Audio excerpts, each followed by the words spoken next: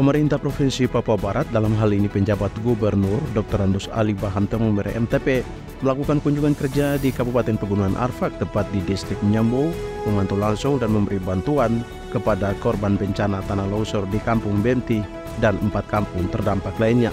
Kunjungan penjabat gubernur pada Selasa 4 Juni 2024 itu disambut langsung oleh Bupati Yosia Saroi dan masyarakat. Dalam kesempatan itu, penjabat gubernur ABT menyampaikan rasa belasungkawa atas peristiwa terjadinya bencana alam yang menelan korban jiwa. Bahwa kondisi kita begini, maka memang perlu lagi dari bencana untuk kaitan dengan waktu curah hujan yang tinggi, itu kita harus sudah perhatikan baik. Ya, perhatikan baik supaya masyarakat semua sudah tahu, oh ini bulan ini curah hujan tinggi ini, ya. Barangkali sudah mulai jaga-jaga terkait dengan itu, ya. Karena kita mau bikin bagaimana? Ini kita punya negeri, ini kita punya rumah, ya. Tinggalkan tentunya itu pasti juga dengan perhitungan tertentu. Oleh karena itu yang pertama adalah mitigasi. Ya, mitigasi itu sudah perhitungkan kalau nanti bencana itu bagaimana. Ya, mungkin bulan ini yang curah hujannya tinggi, ya, bulannya curah hujan tinggi, mungkin sampai dengan Oktober kah, ya, curah hujan tinggi. Kalau begitu seperti apa penanganannya? Di samping itu memberikan pesan dan arahan kepada warga setempat untuk menjaga dan mengelola hutan dan alam secara bijaksana, guna menghindari kondisi kerusakan alam yang dapat menimbulkan bencana. Ya, dan lain sebagainya, ini nanti dari sisi teknis nanti coba untuk dijelaskan bersama dengan Pak Bupati, dengan juga dari Provinsi. Kita coba bicara bagaimana, ini soal pertanian seperti apa. Kalau alamnya seperti ini, saya lihat itu kan nanas di bawah itu kan tani bagus. Nanas itu kan tidak ganggu hutan juga itu misalnya.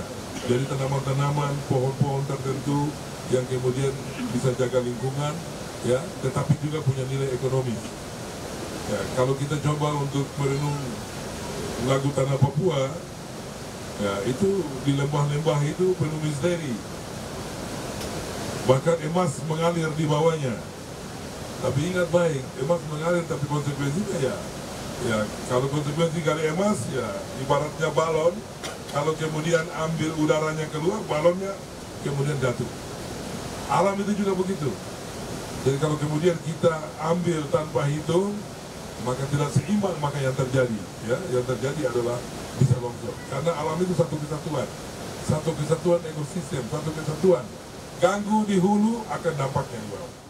Lebih lanjut, sebut orang nomor 1 di Provinsi Papua Barat ini bahwa pemerintah telah melalui prosedur dalam menyikapi kondisi kedaruratan bencana, di mana terdapat 2 tahapan yang telah dilaksanakan, yakni evakuasi dan menyalurkan bantuan kepada korban. Jadi kalau tadi laporannya bahwa ini curah hujan masih tinggi, berarti sambil menunggu itu namanya recovery, kemudian pelan-pelan, ya. Mungkin rumahnya itu kasih naik ini dulu, darurat dulu, setelah itu recovery. Nanti kalau recovery-nya sudah selesai, baru permanen, ya, bahkan itu bisa kemudian ditingkatkan lagi.